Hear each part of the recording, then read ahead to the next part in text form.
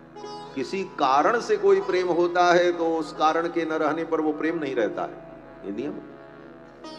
आप किसी आकांक्षा से, किसी लाभ से, किसी विशेष फायदे के लिए किसी से प्रेम कर रहे हैं तो वह प्रेम तब तक रहेगा जब तक उन वस्तुओं को आप प्राप्त करते रहेंगे, और जब वो कारण समाप्त हो जाएगा तो कार्य भी समाप्त हो जाएगा।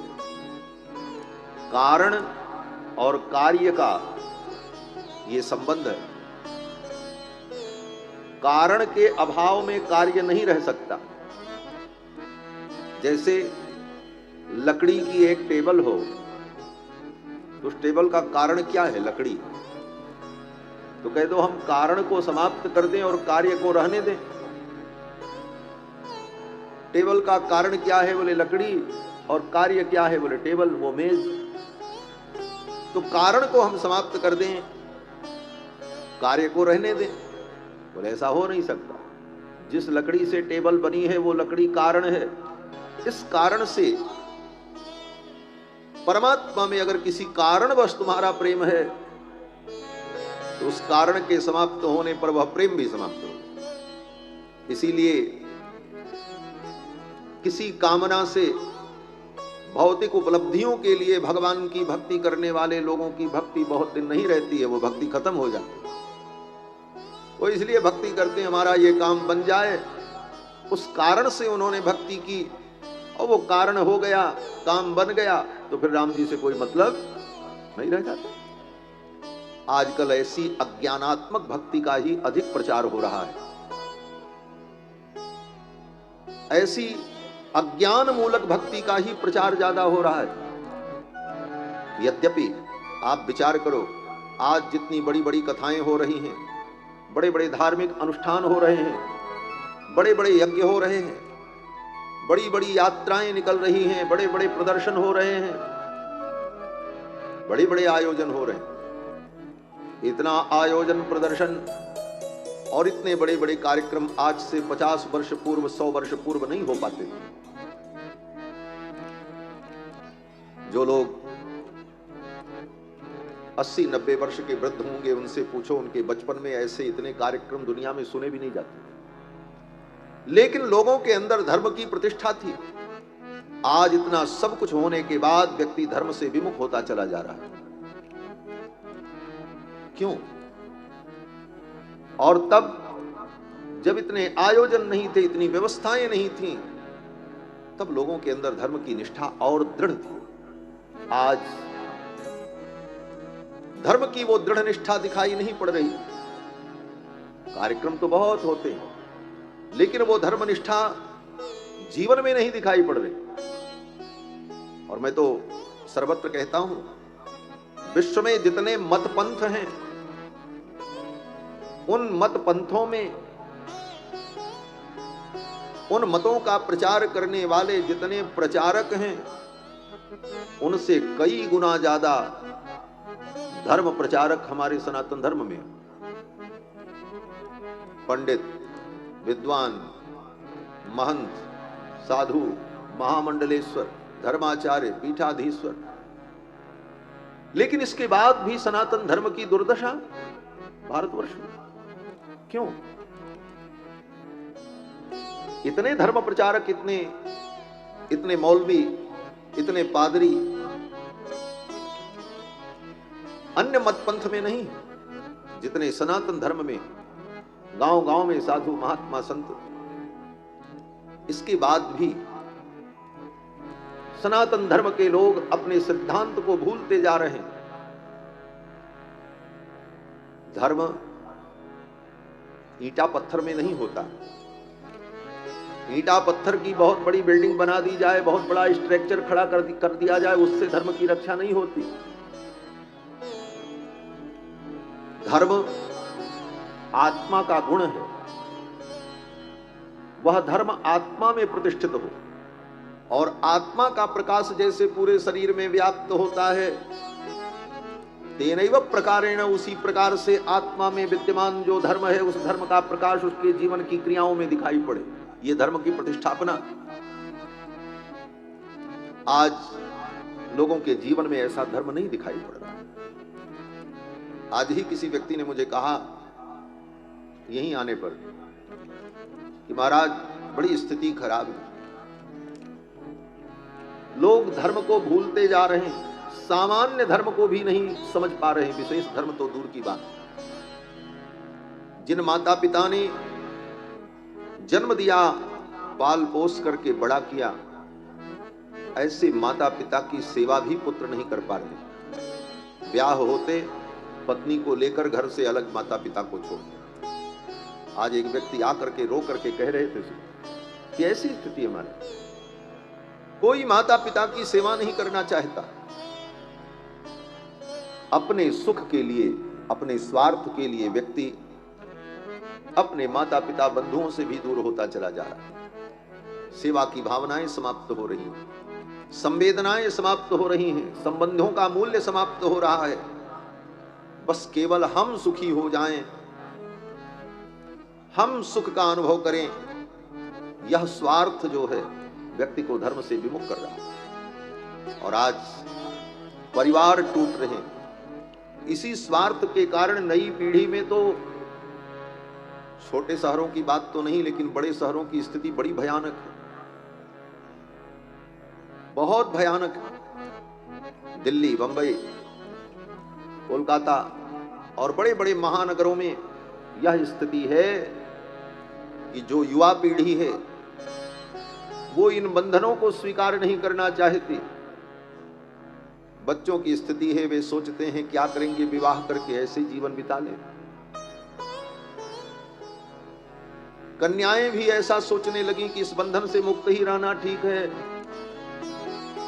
इस कारण से आने वाला समय इतना भयावह होगा कि ये गृहस्थी रूपी संस्था भी विकृत हो जाएगी। और इन सब का कारण केवल एक है कि हम धर्म को अपने जीवन में क्रियात्मक रूप से नहीं अपना पा रहे।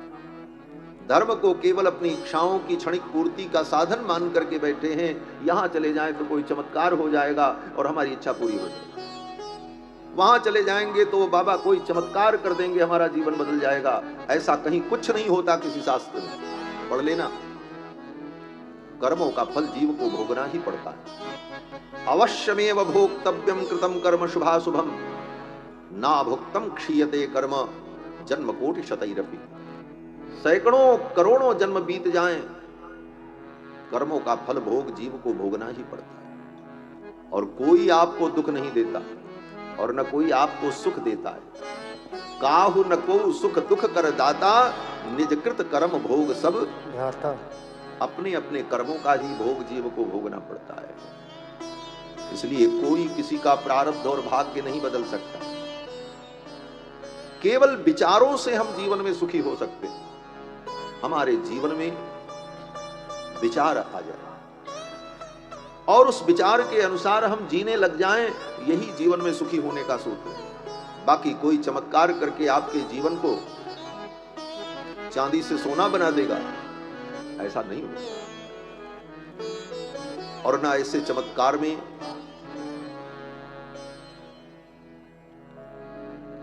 कोई शक्ति होती है। दूसरी बात, ये सनातन धर्म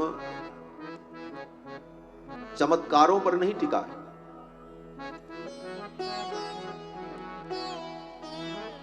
अभी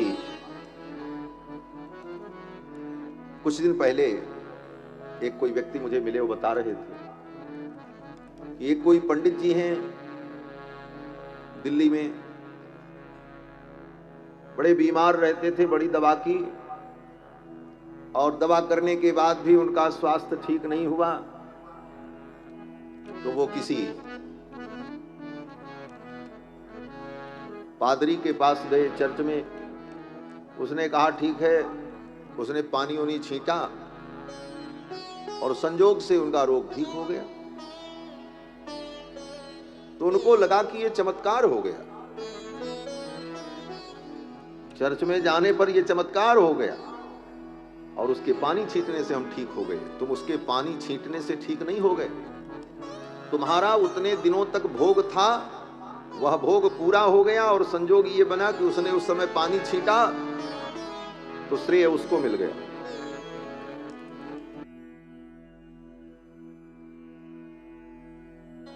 लेकिन भगवान ने भी उस नियम को नहीं बदला, अपितु भगवान ने द्रौपदी को और पांडव को लेकर शिविर से रात्रि में बाहर चले गए, क्योंकि अश्वत्थामा रात में आएगा, द्रौपदी के 5 पुत्रों का वध करेगा, और ये नियति है, ये तय है, और यही विधान था। इसलिए भगवान कृष्ण ने भी उस विधान को ही आगे बढ़ाया। जब द्रौपदी जैसी शरणागत भक्ता, जिनके साथ भगवान कृष्ण उठते बैठते हैं, भगवान कृष्ण जिनको अपनी बहन कहते हैं, उन बहन के 5 पुत्र मारे जाने वाले थे, लेकिन भगवान ने उस विधान में कोई परिवर्तन नहीं किया।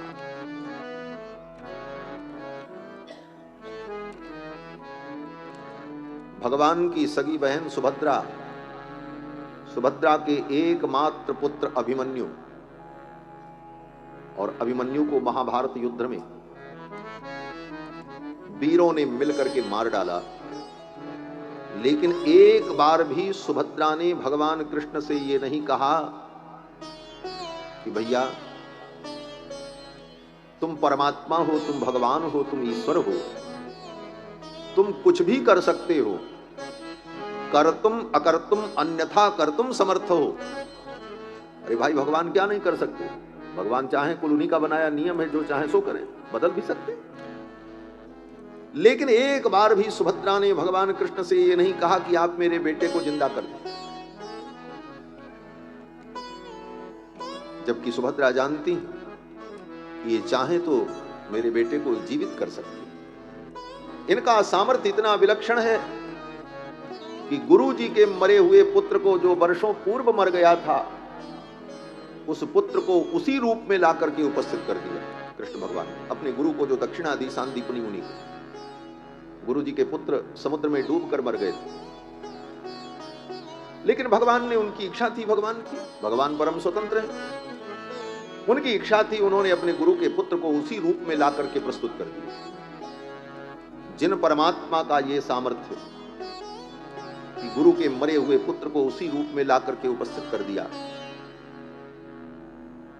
एक ब्राह्मण के मरे हुए बालक को अर्जुन के साथ जाकर के भूमा पुरुष परमधाम में जाकर के वहां से उस आत्मा को ला करके कृष्ण ने उस बालक को जीवित कर दिया। क्या वो कृष्ण अपनी बहन के बेटे को जिंदा नहीं कर सकते थे? कर सकते थे, लेकिन नहीं किया। क्यों नहीं?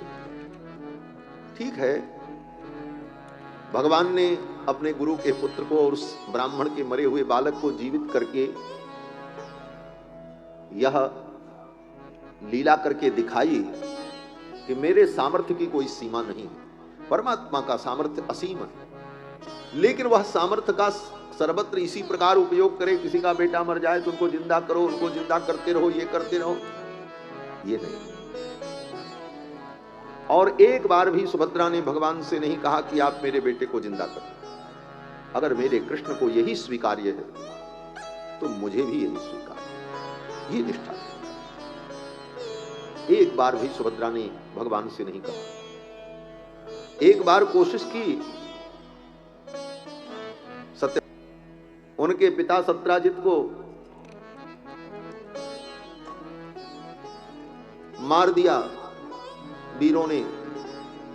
सत्राजित जब मर गए तो भगवान कृष्ण उस समय यात्रा में थे कहीं। सत्यभामा जी ने अपने पिता के शरीर को तेल के कड़ाहे में रख लिया कि शरीर सुरक्षित रहे। द्वारिकाधीश आएंगे तो वो तो साक्षात भगवान है, मैं उनसे कहूंगी मेरे पिता को आप जिंदा कर दो। भगवान आए। सत्यभामा ने कहा, हे द्वारिकाधीश, आप परम समर्थ हैं, आप मेरे पिता को जिंदा कर दीजिए, शरीर मैंने सुरक्षित रखा है। भगवान श्याम सुंदर कृष्णचंद्र ने कहा, देवी, आपके पिता को मैं जीवित नहीं करूंगा, इनका अंतिम संस्कार करूंगा। क्योंकि कोई बेटा तो था नहीं, थे दामाद ही को करना था, कृष्ण भगवान दामाद थे। भगवान ने कहा, इनको जिंदा तो नहीं करूंगा, लेकिन इनका अंतिम संस्कार जरूर करूंगा। सत्यभामा ने चरण पकड़ लिया, बोले प्रभु मेरे पिता हैं, आप इन्हें जीवित कर दो।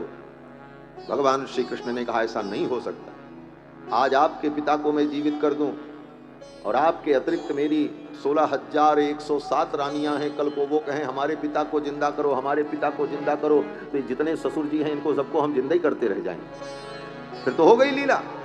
जो विधि का विधान है उसे स्वीकार करना चाहिए। ये कह करके भगवान ने सत्यभामा को शांत कर दिया। तो विधि का विधान जान हान लाभ सहिए, जाही विधि राखे राम ताही विधि रहिए। यही भक्ति का स्वरूप है। और चमत्कारों के चक्कर में अगर हम पड़े तो हम अज्ञान की ओर चले जाएंगे, भ्रम की ओर चले जाएंगे। बंधुओं, जीवन में जो कुछ हो रहा है भगवान के संकल्प से हो रहा है, इसे मानकर भगवान के चरणों में हम प्रेम करें, भक्ति करें, यही सनातन धर्म का सिद्धांत है। और वो भक्ति हमारे जीवन में दिखाई पड़े। रामे भक्त रखंडिता भवतु में रामत्वमेवाश्रय। श्रीमद् वाल्मीकि रामायण, जिसके आलोक में हम सभी लोग 9 दिनों तक श्री राम कथा का चिंतन करेंगे। यद्यपि 9 दिन बहुत नहीं है, पूरे जीवन रामायण का चिंतन किया जाए फिर भी इसके संपूर्ण रहस्यों को जान पाना कठिन है। लेकिन 9 दिनों तक हम सभी लोग रामायण के माध्यम से ज्ञान वैराग्य भक्ति की पावन चर्चा श्रवण करेंगे, जिससे हमारे जीवन में बहुत कुछ प्रकाश होगा और मार्ग मिलेगा। और जितना भी हम समय भगवान की चर्चा में बिता लें, यही समय सार्थक है। गोस्वामी जी महाराज कहते हैं, धन्य घड़ी सोई जब सत्संगा, धन्य जन्म तुझ भगति अभंगा। धन्य घड़ी सोई जब सत्संगा, धन्य जन्म तुझ भगति अभंगा। धन्य जन्म तुझ भगति अभंगा, धन्य जन्म तुझ भगति अभंगा। धन्य घड़ी सोई जब सत्संगा। जितनी देर हम लोग सत्संग में रहते हैं, ये घड़ी धन्य है, ये समय धन्य है। तो 9 दिनों तक जो समय हम भगवान की कथा में व्यतीत करेंगे, ये समय धन्य है। धन्य घड़ी सोई जब सत्संगा, धन्य जन्म द्विज भगति अभंगा। श्री रामायण महाकाव्य विश्व का प्रथम काव्य और इसके रचयिता महर्षि वाल्मीकि आदि कवि हैं। और ये रामायण चारों वेदों का सार है। चारों वेद ही रामायण के रूप में अवतरित हुए। जैसे अभी अभी मैंने निवेदन किया था, भगवान एक है, लेकिन एक भगवान 4 रूपों में प्रकट हुए। तो जब एक भगवान परमात्मा 4 रूपों में अयोध्या में प्रकट हुए, तो वेदों ने विचार किया कि हम तो पहले से ही 4 हैं, ऋग्वेद, यजुर्वेद, सामवेद, अथर्ववेद। वेदों ने विचार किया हम तो पहले से 4 हैं। और वेदों का प्रयोजन,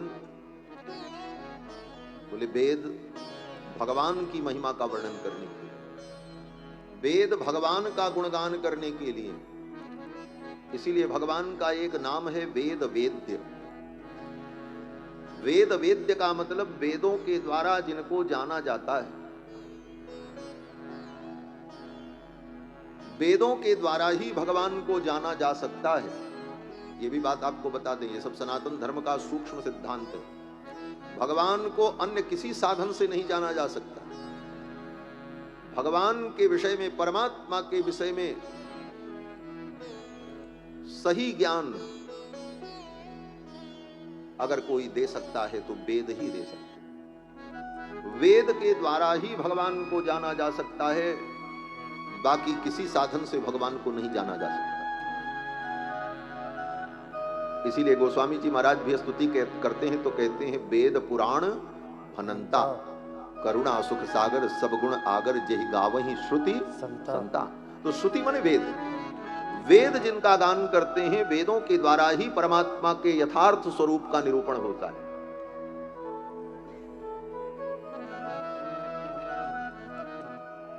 और इसीलिए भगवान का नाम है वेद वेद्य। तो वेदों के द्वारा जो वेद्य परमात्मा है, वेदों का प्रयोजन केवल कर्मकांड और पूजा नहीं है। ये कर्मकांड पूजा जो वेद मंत्रों से होती है, वह उस परमात्मा की आराधना है। वेद परमात्मा के स्वरूप का वर्णन करता है और उस परमात्मा की आराधना कैसे हो इसका वर्णन करता है। परमात्मा का स्वरूप और परमात्मा की आराधना, इन दो विषयों का वर्णन ही वेद का प्रयोजन है और वेदों का मुख्य उद्देश्य है। इसीलिए वेदों में जो कर्मकांड है वो परमात्मा की आराधना उपासना है, और उपनिषद में जो तत्व विवेचन है वो परमात्मा के स्वरूप का निरूपण है। तो वेद वेद्य परमात्मा जो वेदों के द्वारा समधिगम्य हैं, वेदों के द्वारा जिनका अधिगम होता है, जिनका ज्ञान होता है, वे भगवान 4 रूपों में अयोध्या में प्रकट हो गए। वेद वेद्य परे पुंस जाते दशरथात्मजे। वेद वेद्य परमात्मा दशरथ नंदन बन करके 4 रूपों में प्रकट हुए।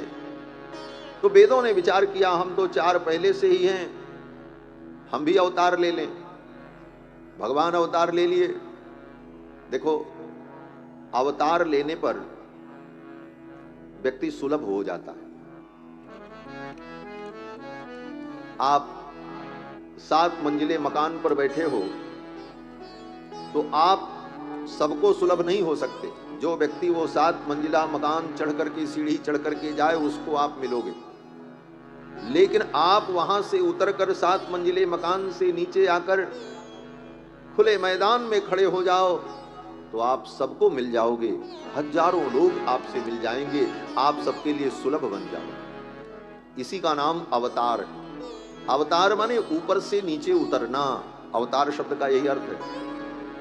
भगवान वैकुंठ में बैठे रहें तो सबको सुलभ नहीं है। वैकुंठ में भगवान बैठे रहें तो जो वहां तक जाए उसको मिलेंगे भगवान। वैकुंठ जाने के लिए बोले, जैसे 7 मंजिले मकान पर चढ़ना कठिन है, उसी प्रकार वैकुंठ जाने के लिए यम नियम आसन प्राणायाम प्रत्याहार धारणा ध्यान समाधि अष्टांग योग के द्वारा अपने अंतःकरण को शुद्ध करके, अपने विकारों को समाप्त करके, स्वयं के साधनों के द्वारा तब शुद्ध बुद्ध हो करके, मुक्त हो करके वहां तक पहुंचे तो वो जीव भगवान को पाले और भगवान को जाने। कितना कठिन है। तो भगवान ने विचार किया कि मेरे चरणों तक जीव अपनी साधन से पहुंच पाए, कितना कठिन है। तो भगवान ने कहा चलो हम ही उतर करके नीचे चलते हैं। और भगवान जब वैकुंठ से उतर करके इस धरा मंडल पर आ जाते हैं तो यही भगवान का अवतार है। राम रूप में, कृष्ण रूप में अवतार लेकर सबको सुलभ हो जाते, सबको मिल जाते हैं। फिर अष्टांग योग करने वाला हो उसको भी मिलते हैं। अष्टांग योग करने वाले अगस्त मुनि को, वशिष्ठ मुनि को, विश्वामित्र को भी वही राम जी मिलते हैं। और जो कुछ नहीं करता है ऐसे उस केवट को भी वही राम जी मिलते हैं, दूसरे राम जी नहीं। उस केवट को भी वो राम जी सुलभ हो जाते हैं। वही राम जी जो बड़े बड़े अमलात्मा महात्मा विमलात्माओं के बुद्धि का विषय बनते हैं, वही परमात्मा रघुनंदन राम बंदर भालुओं को भी मिल जाते हैं, केवट को मिल जाते हैं। और राम जी को इसमें प्रसन्नता होती है। गोस्वामी तुलसीदास जी की बड़ी सुंदर पंक्ति है। राम जी को कोई ये कहे कि आप जगदाधार हो, जगदीश हो, अखिल कोटि ब्रह्मांड नायक हो, सर्वेश्वर हो, परमात्मा हो, सर्वज्ञ हो, तो राम जी कहते हैं ये सारे विशेषण सुनते सुनते मैं थक गया। इतनी बड़ी बड़ी उपाधियां मुझे दे डाली वेदों ने, शास्त्रों ने, विद्वानों ने, लेकिन इसको सुनने में अब मुझे मजा नहीं आता। भक्तों ने कहा आपको क्या सुनने में अच्छा लगता है? तो राम जी ने कहा हमको कोई कह दे कि ये केवट के मित्र हैं तो हमको बड़ा सुख हो जाता है। अगर कोई कह दे राम जी तो वानरों के बंधु हैं, वानर बंधु हैं, राम जी कहते हैं हमको बड़ी प्रसन्नता होती है। केवट मीत कहे सुख मानत, केवट मीत कहे सुख मानत, वानर बंधु बड़ाई हो, वानर बंधु बड़ाई। सहज स्वरूप कथा मूलि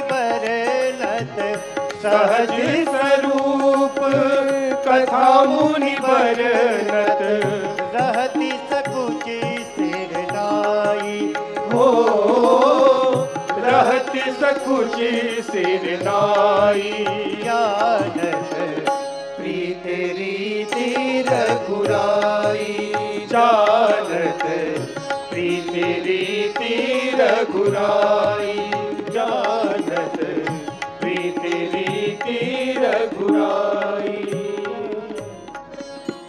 राम जी प्रीति की रीति को जानते, जानत प्रीति रीति रघुराई, केवट मीत कहे सुख मानत बानर बंधु बड़ाई। अगर कोई कह दे ये बानर बंधु हैं तो राम जी को लगता है इसने मेरी बहुत बड़ी बड़ाई की। तो भगवान जब अवतार लेते हैं तो इतने सुलभ हो जाते हैं। अवतार लेने का उद्देश्य यही होता है सबके लिए सुलभ होना, क्योंकि दुर्लभ होना भी बहुत अच्छा नहीं होता। कोई वस्तु जब दुर्लभ हो जाती है तो वो वस्तु अच्छी होते हुए भी किसी के काम लायक नहीं रह जाती। ये दूसरी बात, बहुत सूक्ष्म बातें हैं सब। जो वस्तु बहुत अच्छी हो लेकिन दुर्लभ हो तो फिर वो किसी के काम लायक रहती ही नहीं। क्यों? बोले किसी को मिलेगी ही नहीं, और जब मिलेगी नहीं तो उसके बिना किसका काम रुका है? व्यक्ति उस वस्तु की कामना भी नहीं करेगा। तो कोई वस्तु अत्यंत दुर्लभ हो जाए तो वह वस्तु भी अनुपयोगी हो जाती है, उसका हमारे जीवन में कोई उपयोग नहीं रह जाता। जैसे कोहिनूर हीरा एक पीस है, बस सिंगल पीस, दुर्लभ है, किसी को मिलेगा नहीं, तो उसकी हमारे जीवन में क्या उपयोगिता है? कोई उपयोगिता नहीं। उसके बिना जीवन में हमारा कोई काम रुकने वाला है? चल रहा है। कभी हम उसे याद भी नहीं करते क्योंकि जानते हैं कि वो कभी मिलेगा ही नहीं। तो कोई वस्तु अत्यंत दुर्लभ होने पर भी वह अनुपयोगी हो जाती है, उसका उपयोग नहीं रह जाता। तो भगवान यद्यपि सर्वगुण संपन्न है, लेकिन अगर दुर्लभ ही बने रहे भगवान, किसी को मिले ही न, तो फिर उनका हमारे जीवन में उपयोग क्या होगा? इसलिए भगवान भी सुलभ हो जाते हैं, और सुलभ होने के लिए भगवान अवतार लेते हैं। धरती पर आए तो सबको सुलभ हो। तो एक परमात्मा जब चार रूपों में अवतार लेकर के सुलभ हो गए सबके लिए, तो वेदों ने विचार किया कि हम तो भगवान का गुणगान करने के लिए, तो हम क्यों दुर्लभ बने रहे, हम भी सबके लिए सुलभ हो जाएं। क्योंकि वेद सबके लिए सुलभ नहीं थे। वेद सबके लिए सुलभ है नहीं। क्यों? बोले वेद यद्यपि सबका कल्याण करने के लिए, तत्वबोध के लिए है, लेकिन वेदों की मर्यादा है। वेद सब नहीं पढ़ सकता। वेद केवल उपनीत व्यक्ति ही पढ़ सकता है, जिसका उपनयन संस्कार हो, जिसका यज्ञोपवीत संस्कार हो। और उपनयन संस्कार होने के बाद भी वो अपने से नहीं पढ़ सकता। गुरुकुल में जाकर गुरु की सेवा करते हुए 12 वर्षों तक परिश्रम करके वेद मंत्रों का अध्ययन करके उसके रहस्य को जाने, इतना कठिन है वेद पढ़ना। और वेद के सभी अधिकारी नहीं। वेद पढ़ने के बड़े कठोर नियम होते हैं। जब गुरु अपने शिष्य को वेद पढ़ाते हैं, पढ़ाई चल रही हो, उसी समय बादल गरजने लग जाएं, तो पुस्तक बंद कर दी जाती है, पढ़ाई बंद। क्यों? बोले अनध्याय हो गया। गुरु शिष्य पढ़ रहे हो, वेद का अध्ययन चल रहा हो, और गुरु शिष्य के बीच से कोई निकल जाए, बिल्ली निकल जाए, चूहा निकल जाए, कोई जानवर निकल जाए, कोई मनुष्य भी चला जाए, तो असंचर से संचर होने के कारण वो पठन, वो स्वाध्याय वहीं बंद हो जाता है। इन सारे कठोर नियमों का पालन करते हुए वेद का अध्ययन होता है। तो आप सोचो ये वेद कितने दुर्लभ हैं, सबको नहीं मिल सकते। तब वेदों ने विचार किया कि हम इतने दुर्लभ बने रहेंगे तो ठीक नहीं, हम भी सुलभ हो जाएंगे। तो वेदों ने क्या किया? बोले वेदों ने भी अवतार ले लिया। किस रूप में? बोले वेदों ने सोचा जब एक भगवान 4 रूपों में अवतार ले रहे हैं, तो हम जो 4 रूप में हैं, हम चारों मिलकर के एक रूप में अवतार ले लें। और चारों वेदों ने संयुक्त रूप से रामायण के रूप में अवतार लिया। ये रामायण वेदावतार है। वेद वेद्ये परे पुंसी जाते दशरथात्मजे वेद प्राचेद सादासीत साक्षात रामायणात्मना। रामायण की महिमा का वर्णन करते हुए आचार्य जन कहते हैं कि चारों वेद महर्षि वाल्मीकि के माध्यम से रामायण के रूप में अवतरित हुए। क्यों? बोले जैसे राम जी को अवतार लेने के लिए किसी का सहारा लेना पड़ा। किसका सहारा? बोले दशरथ जी को पिता बनाना पड़ा, तब पैदा हुए। ऐसे कैसे आ जाते? कोई माता पिता बने तब भगवान अवतार ले। तो राम जी ने दशरथ जी को पिता बना करके अवतार लिया। तो वेदों ने विचार किया मैं किसको वर्ण करूं, किसके माध्यम से अवतार लूं। तो वेदों ने महर्षि वाल्मीकि को कारण बनाकर, चारों वेदों ने महर्षि वाल्मीकि के माध्यम से रामायण के रूप में अवतार लिया। ये रामायण वेदावतार है। चारों वेदों को पढ़ने और सुनने का जो फल है, वही फल रामायण को पढ़ने और सुनने से प्राप्त हो जाता है। वेद वेद्ये परे पुंस जाते दशरथात्मजे वेद प्राचेद सादासीत साक्षात रामायणात्मना। और महर्षि वाल्मीकि ने 24,000 श्लोकों में रामायण की रचना की, इस रामायण को निबद्ध किया। ब्रह्मा जी ने आशीर्वाद दिया वाल्मीकि। पहले तो नारद जी आए। नारद जी ने संक्षेप में वाल्मीकि जी को राम कथा सुनाई। और नारद जी जब राम कथा सुना करके चले गए तो ब्रह्मा जी आए और ब्रह्मा जी ने कहा जो तुमने नारद जी के मुख से सुना है उस कथा को तुम लिखो और रामायण की रचना करो। वाल्मीकि जी ने कहा राम जी के चरित्र को मैं कैसे जान पाऊंगा? तो ब्रह्मा जी ने कहा मेरा आशीर्वाद है राम जी के संपूर्ण चरित्र को, राम जी के संपूर्ण चरित्र को आप जान जाओगे। राम जी का संपूर्ण चरित्र आपको विदित हो जाएगा। वाल्मीकि जी ने कहा राम जी ने जो चरित्र किया है वो तो विदित हो जाएगा, लेकिन आगे राम जी जो चरित्र करेंगे उसको मैं कैसे जान पाऊंगा? क्योंकि ये रामायण, श्रीमद् वाल्मीकि रामायण उस समय की रचना है जब राम जी अयोध्या के सिंहासन पर विराजमान होकर के प्रजा का पालन कर रहे हैं। बाकी जितनी रामायण है वो सब राम जी के अवतार के लाखों हजारों वर्षों बाद लिखी गई। विद्वानों ने अपनी अपनी भावना और अपनी अपनी साधना के अनुकूल जो अनुभव किया, शास्त्रों के मार्गदर्शन में जो उन्हें अनुभव हुआ, उस अनुभव के आधार पर उन लोगों ने रामायण की रचना की। और महर्षि वाल्मीकि ने जो रामायण लिखी, ये उस समय लिखी जब राम जी अयोध्या के राज सिंहासन पर बैठ करके राज्य कर रहे थे। और महर्षि वाल्मीकि ने जो रामायण लिखी, राम जी के संपूर्ण चरित्र को अपनी आंखों से देखा। ये सुनी सुनाई नहीं है, महर्षि वाल्मीकि ने इसको देख करके लिखा। ब्रह्मा जी के आशीर्वाद से राम जी का संपूर्ण चरित्र वाल्मीकि जी को दिखाई पड़ा। हसितम भासितम चैव गतिर्यावच्च चेष्टितम तत्सर्वं धर्मवीर्येण यथावत्सं प्रपश्यति।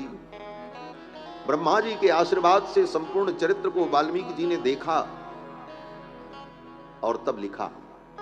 वाल्मीकि जी ने कहा महाराज जो चरित्र राम जी कर चुके हैं उसे तो हम देख लेंगे, जो राम जी कर रहे हैं चरित्र वो मैं देख रहा हूं, लेकिन आगे जो चरित्र राम जी करेंगे उसको मैं कैसे लिखूं?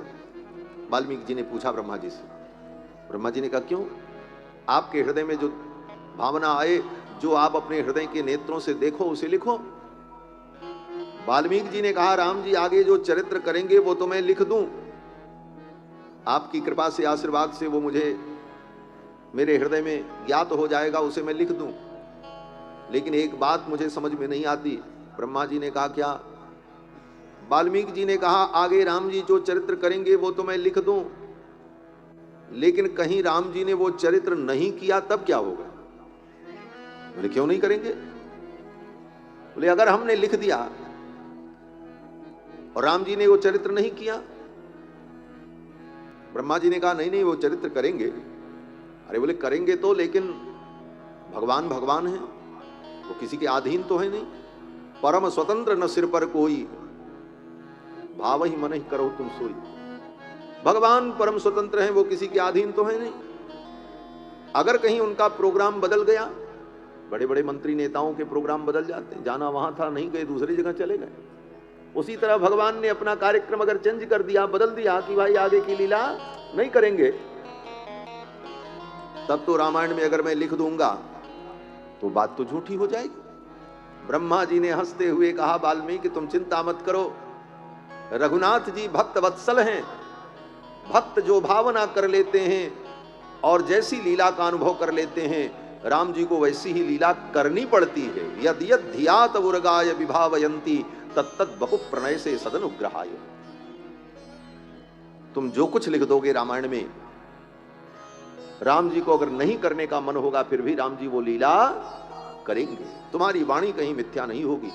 फिर तो महर्षि वाल्मीकि ने आचमन प्राणायाम किया और अपनी पवित्र लेखनी से रचना करने लगे और 24,000 श्लोकों में इस रामायण ग्रंथ को निबद्ध किया। चारों वेदों ने महर्षि वाल्मीकि के माध्यम से रामायण के रूप में अवतार लिया। ये रामायण वेदावतार है। ब्राह्मण इसे अगर पढ़े तो वह ब्राह्मण शास्त्रज्ञ हो जाता है। उसकी विद्या, उसका ज्ञान प्रखर हो जाता है। क्षत्रिय अगर इसे पढ़े तो वो क्षत्रिय सूरवीर होता है।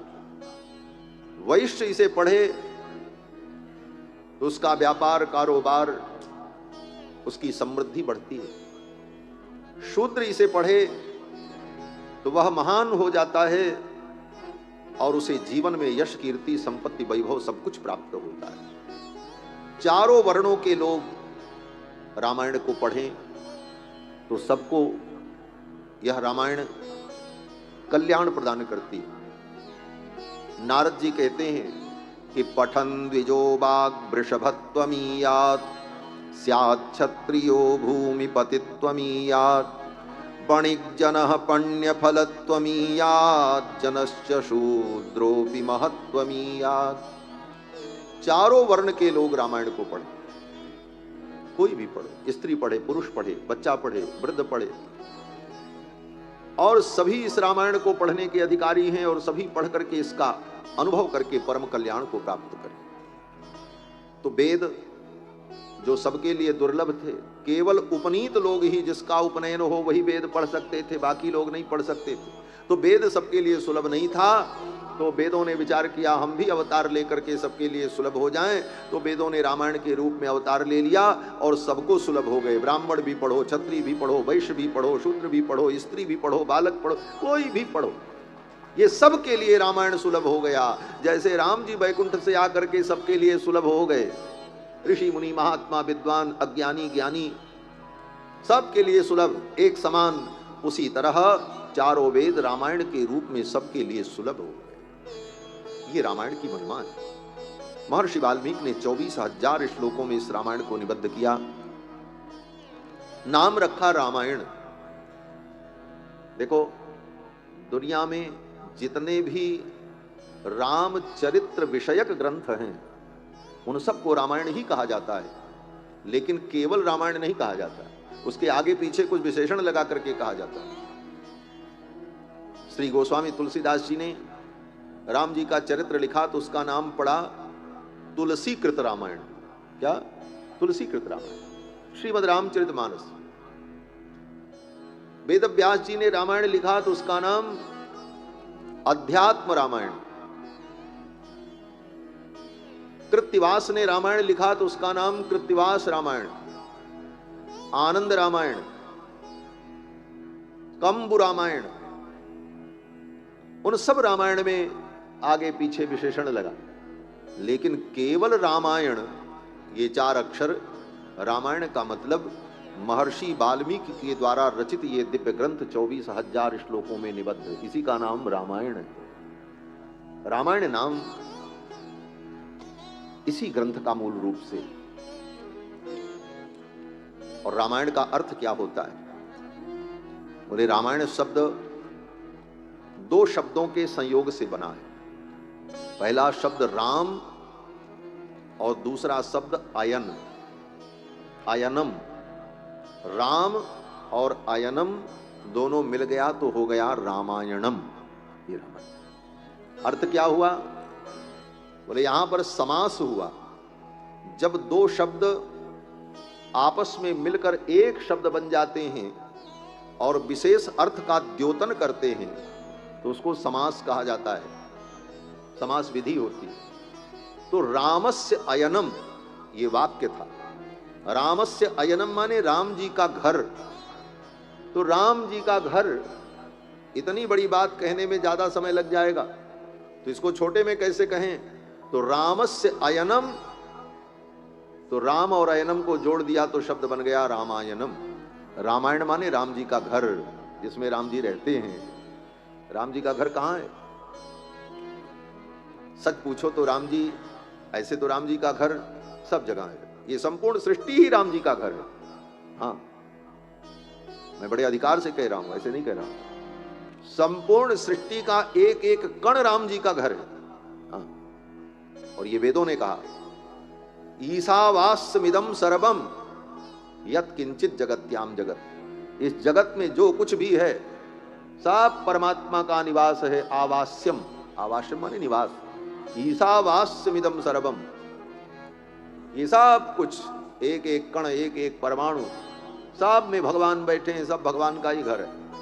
ईशावास्यमिदं सर्वम, ये वेदों ने कहा। तो राम जी का घर तो संपूर्ण सृष्टि है। कण कण में राम जी बैठे, आपकी आत्मा में भी राम जी बैठे, क्योंकि वेदों ने कहा यो अंतरतो आत्मानं यमयति यम आत्मान वेद यस्यात्मा शरीरम सच अंतर्याम्यमृता।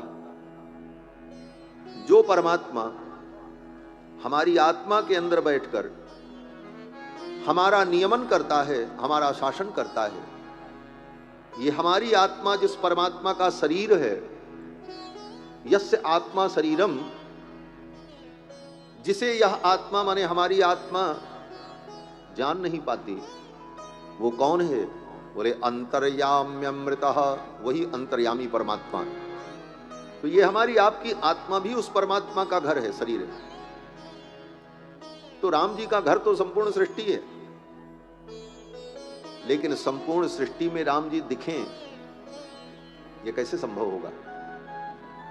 चौपाई तो हम लोग गा लेते हैं, सी राम मैं सब जग जानी, सिय राम मैं सब जग जानी, सिय राम मैं सब जग जानी, करऊं प्रणाम जोरी जुग पानी, करऊं प्रणाम जोरी जुग पानी।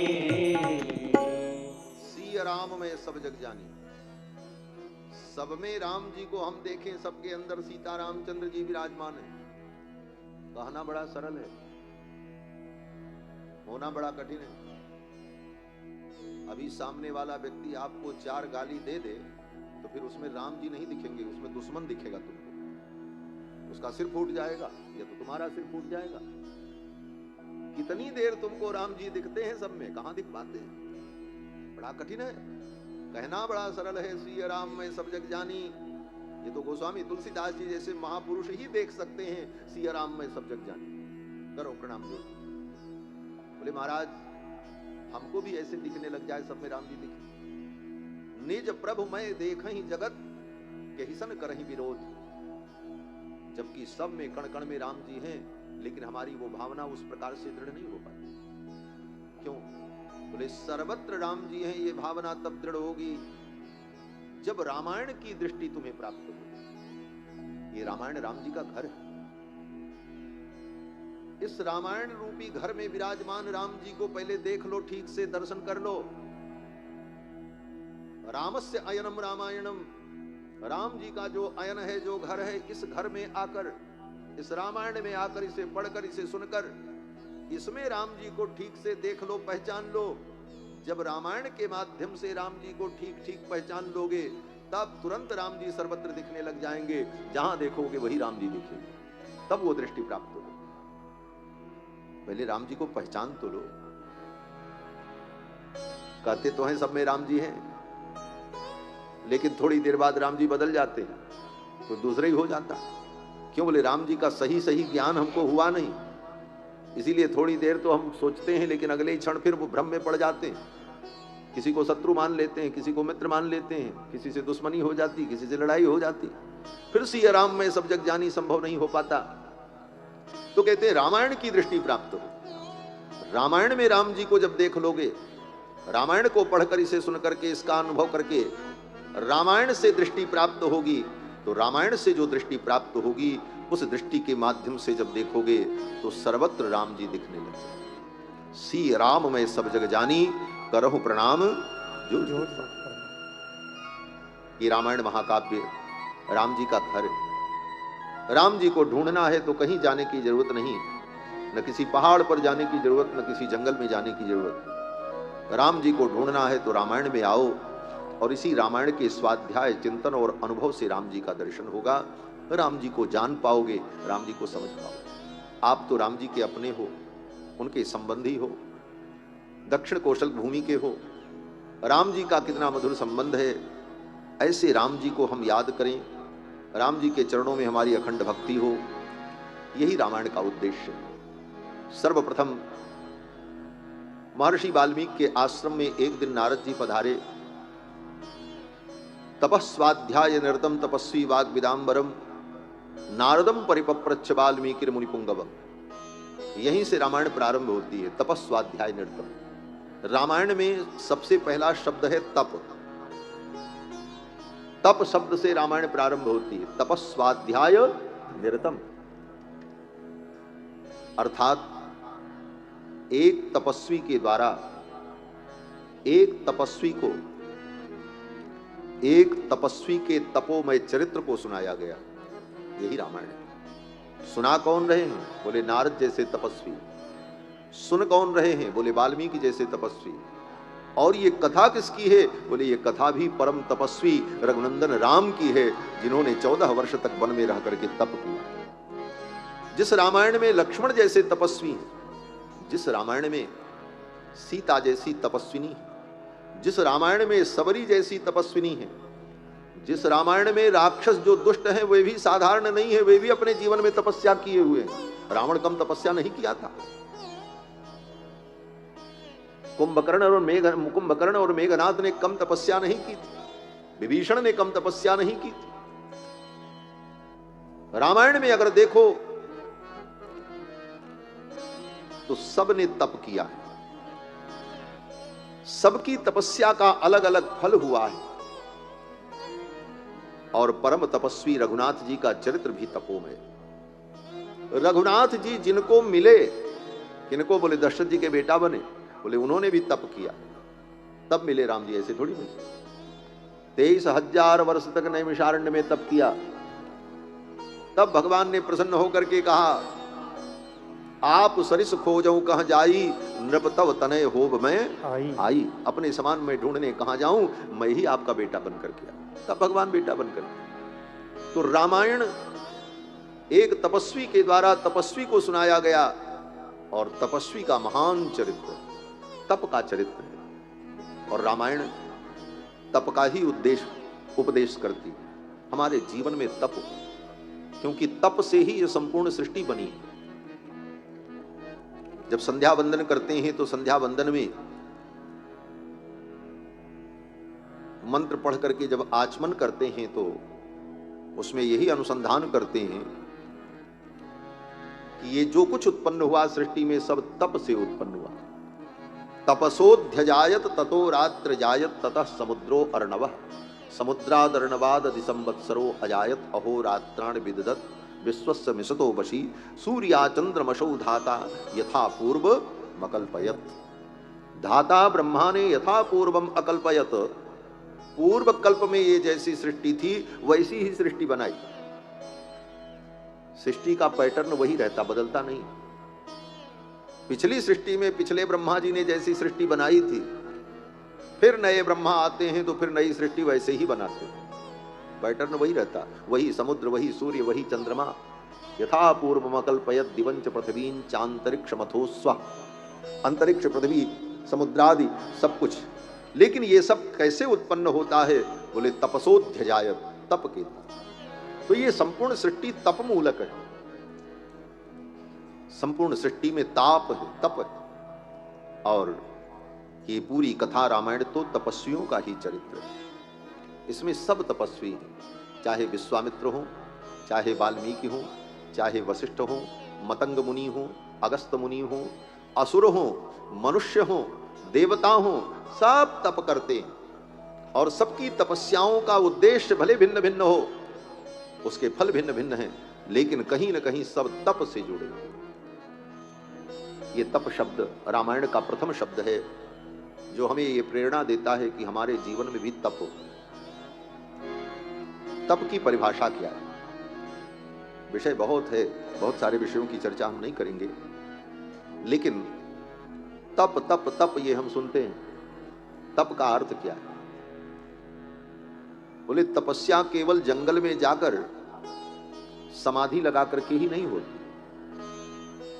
हम जो धर्म का आचरण करते हैं, धर्म का अनुष्ठान श्रद्धा पूर्वक हम करें और उस धर्म के अनुष्ठान से, उस धर्म के पालन में जो कष्ट हो, जो दुख हो, उस दुख को, उस कष्ट को हम प्रेम पूर्वक सहन करें, इसी का नाम तप है।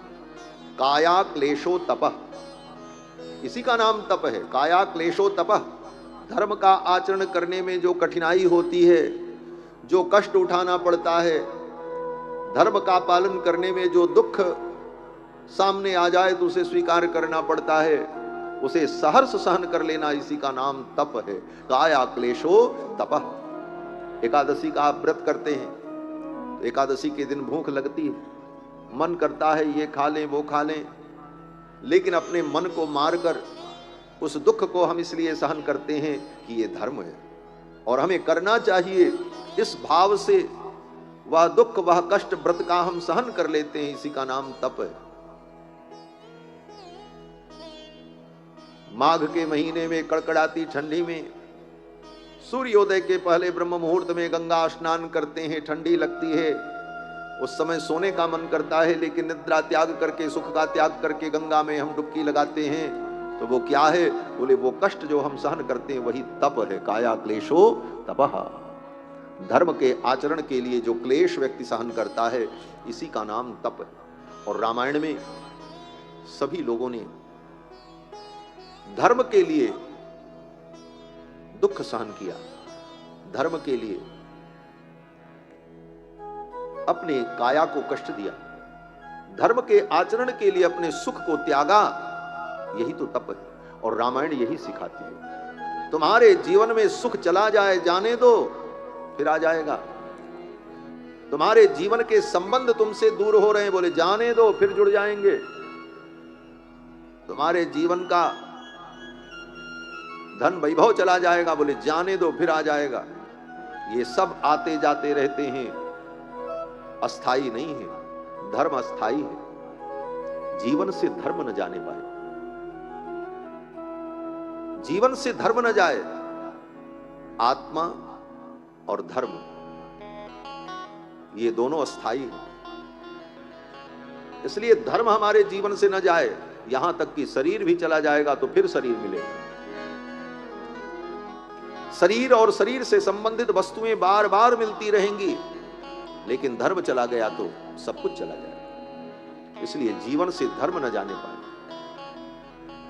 और उल्टा होता है, संसार की इन वस्तुओं के लिए व्यक्ति धर्म को छोड़ देता है। धर्म मत छोड़ो, सब कुछ छूट जाए, यही रामायण का उद्देश्य है। राम जी ने धर्म के लिए राज्य छोड़ दिया, सुख छोड़ दिया, मां छोड़ी, बाप छोड़े, क्या नहीं छोड़ा राम जी ने? धर्म के लिए, सत्य के लिए, क्योंकि राम जी ये उपदेश कर रहे हैं तुम सब कुछ छोड़ दो धर्म और सत्य के लिए। धर्म शाश्वत है और ये संसार अनित्य है, ये सब फिर तुम्हें मिल जाएगा, लेकिन धर्म तुम्हारे जीवन से चला गया तो सब कुछ चला जाएगा।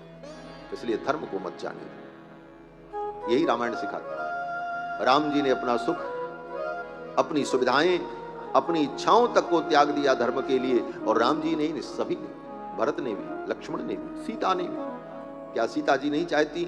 सीता जी सोच लेती नहीं नहीं हम तो अयोध्या में रहेंगे, तो राम जी की पत्नी है और राम जी दशरथ जी को अत्यंत प्रिय हैं। और राम जी जब वन में जाने लगे, अगर सीता जी अयोध्या में रह जाती तो शायद दशरथ जी का मरण न होता, क्योंकि सीता जी के रहने के कारण उनको एक संतोष होता दशरथ जी। और संतोष होने के बाद सीता जी को ही देखकर दशरथ जी महाराज पुत्र वियोग के दुख को सहन कर पाते। और यह भी हो सकता था कि दशरथ जी महाराज संपूर्ण राज्य और संपूर्ण व्यवस्था सीता जी को ही सौंप दे, मेरी बड़ी बहू है, सब कुछ इसी का है। तो सीता जी को क्या सुख न प्राप्त होता अयोध्या में, लेकिन अपने सुखों को त्याग कर अपने धर्म को स्वीकार किया सीता ने। पति शुश्रूषा, पति के चरणों की भक्ति और पति की सेवा ही नारी का परम धर्म है। इस धर्म को सीता जी ने स्वीकार किया। तो रामायण में जितने पात्र हैं अपने अपने धर्म के पालन के लिए अपने सुख और सुविधाओं को त्यागते हैं, यही तप है। और ऐसे तपस्वियों की कथा ही रामायण कथा है। और इसको गा कौन रहा है? बोले एक तपस्वी। और सुन कौन रहा है? बोले एक तपस्वी। इसको जब गाया भी है तो किसने गाया सर्वप्रथम? बोले कुश और लव ने तपस्वी वेश में गाया। कुशी लवौ तो धर्मज्ञौ राजपुत्रौ यशस्विनौ। एक ब्रह्मचारी वेश में, तपस्वी के वेश में कुश और लव ने इस रामायण को गाया।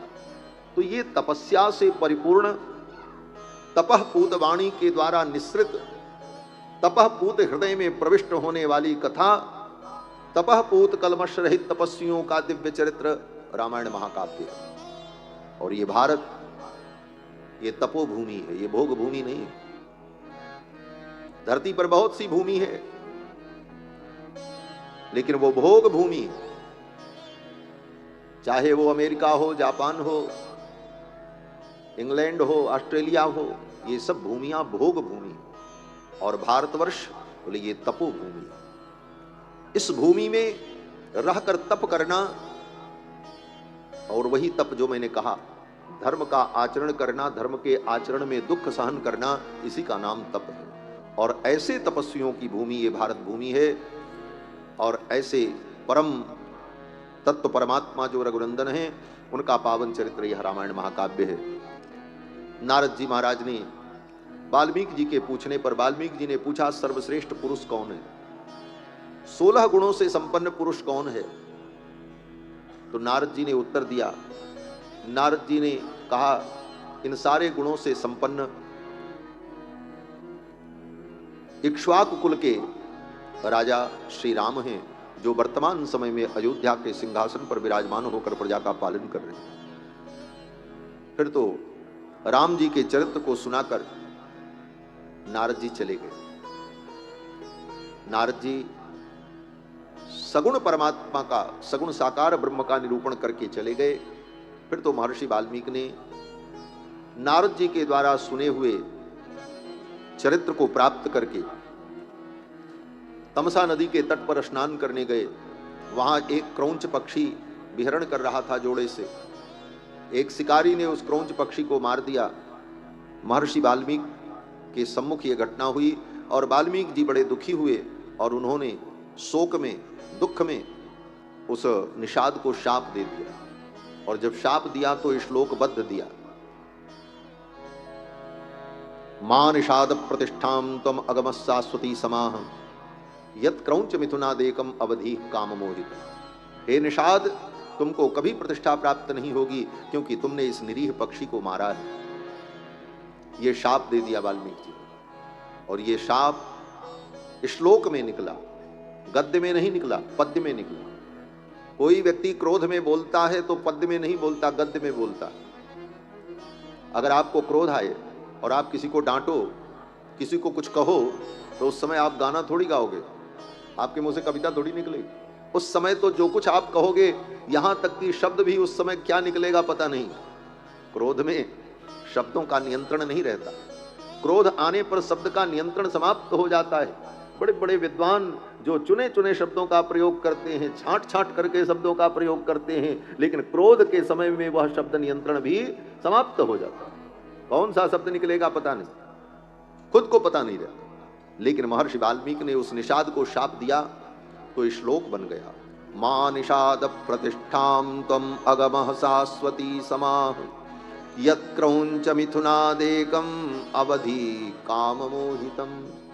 यह श्लोक महर्षि वाल्मीकि के मुख से सर्वप्रथम प्रकट हुआ उस निषाद को शाप देने के लिए।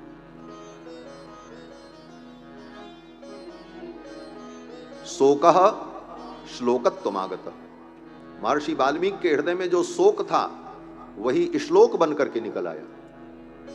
सोचो, शोकः श्लोकत्वमागतः। काव्यकार विद्वान जन कहते हैं वाल्मीकि का शोक ही श्लोक बन गया। और यह श्लोक जो मैंने अभी कहा, मां निषाद प्रतिष्ठाम तम अगमशाश्वती समाह यत् क्रौंच मिथुनादेकम अवधि काम मोहितम, ये विश्व के प्रथम कवि वाल्मीकि के मुख से निकलने वाली पहली कविता, ये विश्व की प्रथम कविता है। अगर दुनिया में कोई पूछे कि सबसे पहली कविता किसने बनाई, तो महर्षि वाल्मीकि ने बनाई, प्रथम कवि। और पहली कविता इस धरती पर बनी तो क्या बनी? आज तो कितनी कविता, कितनी पंक्तियां, कितने दोहा, कितने सोरठा, कितने छंद, कितने कवित्व, कविताओं की भरमार है, लाइब्रेरियां भरी पड़ी। लेकिन कोई पूछे कि इन सब कविताओं में प्रथम कविता क्या है, तो यही कहना होगा कि महर्षि वाल्मीकि के मुख से जो श्लोक निकला वो विश्व की प्रथम कविता थी। मां निषाद प्रतिष्ठाम तम अगमः शाश्वती समाह यत् क्रौंच मिथुनादेकम अवधि काम मोहितम। और फिर महर्षि वाल्मीकि जब अपने घर लौटे, अपनी कुटिया में लौटे, तो उनके शिष्य भरद्वाज जी उनके साथ थे। ये वही भरद्वाज जी हैं जिन्होंने तीर्थराज प्रयाग में रहकर याज्ञवल्क्य मुनि से राम कथा सुनी। यद्यपि भरद्वाज जी महर्षि वाल्मीकि के शिष्य हैं और भरद्वाज जी के सामने ही ये घटना घटित हुई थी, और महर्षि वाल्मीकि ने जो रामायण लिखी उसके साक्षी हैं भरद्वाज जी महाराज। भरद्वाज मुनि बसहि प्रयागा जिन्हि राम पद अति अनुरागा। वे भरद्वाज मुनि जो राम जी के परम भक्त हैं, जिनके सम्मुख ये रामायण लिखी गई, और उन्हीं के गुरुदेव वाल्मीकि जी ने इस रामायण को लिखा। ये भरद्वाज मुनि साथ में थे, और गुरु शिष्य दोनों जब अपनी कुटिया में आए तो ब्रह्मा जी ने आकर के आदेश किया, रामायण की रचना करो। नारद ने तुमको जो रामचरित्र सुनाया है उसका विस्तार करो, और मेरे आशीर्वाद से संपूर्ण रामचरित्र तुम्हें ज्ञात हो जाएगा। फिर तो महर्षि वाल्मीकि ने 24,000 श्लोकों में इस रामायण को लिखा, और फिर अपने शिष्य कुश और लव को ये रामायण पढ़ाई। उस समय सीता जी महर्षि वाल्मीकि के आश्रम में थी, और वहीं पर सीता जी ने सुंदर 2 पुत्रों को जन्म दिया था, कुश और लव को। क्योंकि राम जी ने अपनी प्रजा के सुख के लिए अपने सुख को त्याग दिया। यही राजा की तपस्या है, क्योंकि राम एक राजा भी है। लोग कहते राजा क्या तपस्या करे? बोले राज सिंहासन पर बैठ करके भी तप किया जाता है, लेकिन वह तप कैसे होता है ये राम जी से सीखना चाहिए। राम जी एक चक्रवर्ती सम्राट, लेकिन उस राज सिंहासन पर बैठ करके भी उनका जीवन कितना तपोमय है। राम जी ने अपने प्रजा के हित के लिए अपनी शुद्ध पवित्र पत्नी सीता का भी परित्याग कर दिया, क्योंकि राम जी ने शपथ ग्रहण में यही लिया था।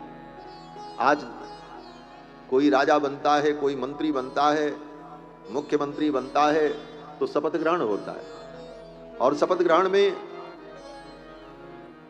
वही रटे रटाए शब्द और वही निश्चित शब्दावली होती है कि मैं शपथ लेता हूं कि संविधान का पालन करूंगा, जो जो कहा जाता है। लेकिन राम जी ने जो शपथ ग्रहण किया जब राजा बने, तो राम जी का शपथ ग्रहण क्या था?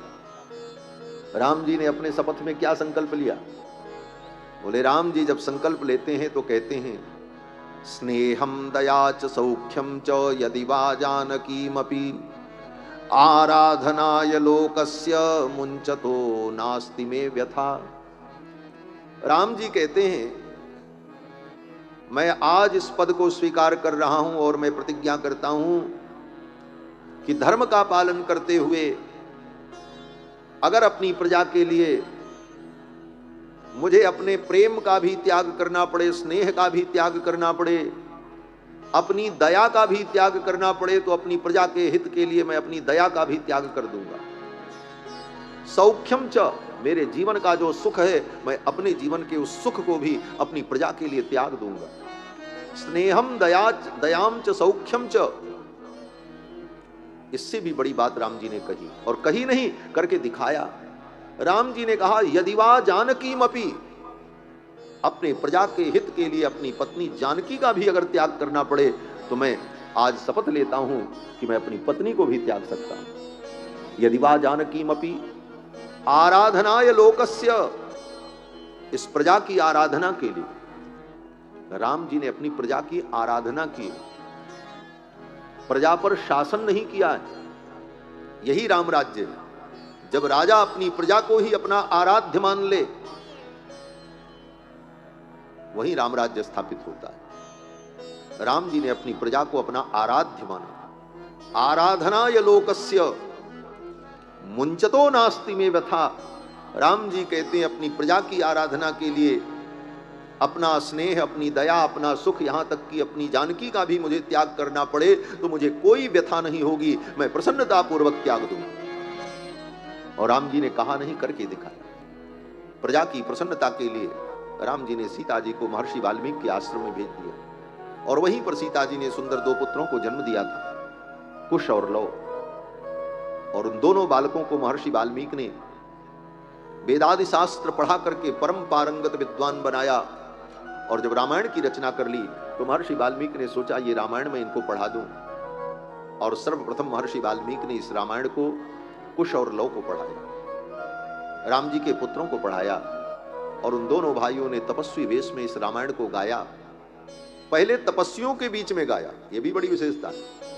केवल तप की चर्चा करें तो तप से जुड़ी हुई ये रामायण है। सर्वप्रथम रामायण की कथा कहां हुई? बोले 24,000 श्लोकों में रामायण जब लिख दिया महर्षि वाल्मीकि ने, तो सर्वप्रथम महर्षि वाल्मीकि के आश्रम में ही तपस्वी लोग कथा सुनने के लिए बैठे, और कुश और लव ने इस कथा को सुना। सर्वप्रथम रामायण की कथा तपस्वियों ने सुनी, और तपस्वी ने सुनाई, और तपस्वी के तपोवन में, तपो आश्रम में यह कथा। इसलिए रामायण का यही संदेश है कि अपने जीवन में तप को स्थान दो, अपने जीवन में तप का सृजन करो। और तप क्या है वो मैंने बता दिया। धर्म के पालन में जो कष्ट होता है, उस कष्ट को सहर्ष सहते हुए हम धर्म का पालन करें, इसी का नाम तप है। और यही रामायण का परम तत्व है, यही रामायण का परम तत्व। बाकी बहुत सारी बातें हैं। कल की कथा में भगवान श्री राम का जन्म महोत्सव हम लोग मनाएंगे बड़े धूमधाम के साथ, और राम जी का जन्म कैसे हुआ वो संपूर्ण वृत्तांत कल की कथा में हम लोग सुनेंगे। और राम जन्म में जो व्यक्ति कथा में आता है उसे 64 करोड़ तीर्थों में जाने का जो फल है वो प्राप्त हो जाता है।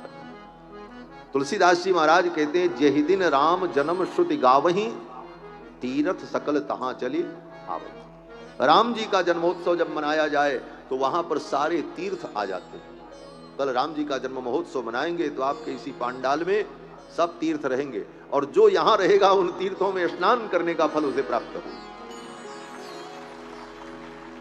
तुलसीदास जी ने यही तो लिखा।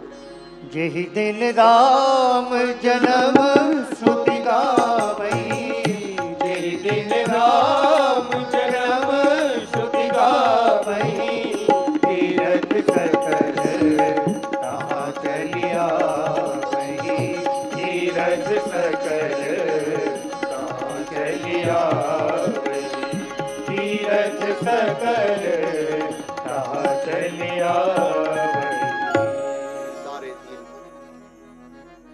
जाते हैं जहां राम जी का जन्म महोत्सव होता है। तो कल की कथा में दशरथ जी महाराज के यज्ञ का वर्णन और राम जी के प्राकट्य का वर्णन, ये सब कथा हम सभी लोग श्रवण करेंगे। और आज की कथा का विराम हो उसके पहले आप लोग अपने स्थान पर बैठे बैठे राम जी की स्तुति कर लें, और फिर कथा का विराम होगा। फिर मंच संचालक महोदय जो कुछ संदेश देना होगा आपको संदेश देंगे। स्तुति आपको याद है, श्री रामचंद्र कृपाल भजमन, और फिर इस स्तुति को करने के पश्चात रामायण जी की आरती, और आरती के बाद जो भी संदेश आपको प्राप्त हो उसका अपन पालन करें। जय श्री राम। श्री रामचंद्र कृपालु भजमन हरण भय दारुणम, श्री रामचंद्र कृपालु भजमन हरण भय दारुणम, नव कंज लोचन कंज मुख कंज पद कंजारुणम, नव कंज लोचन कंज मुख कर कंज पद कंजारुणम, कंदर्प अगणित अमित छवि नवनील नीरज सुंदरम, कंदर्प अगणित अमित छवि नवनील नीरज सुंदरम, पट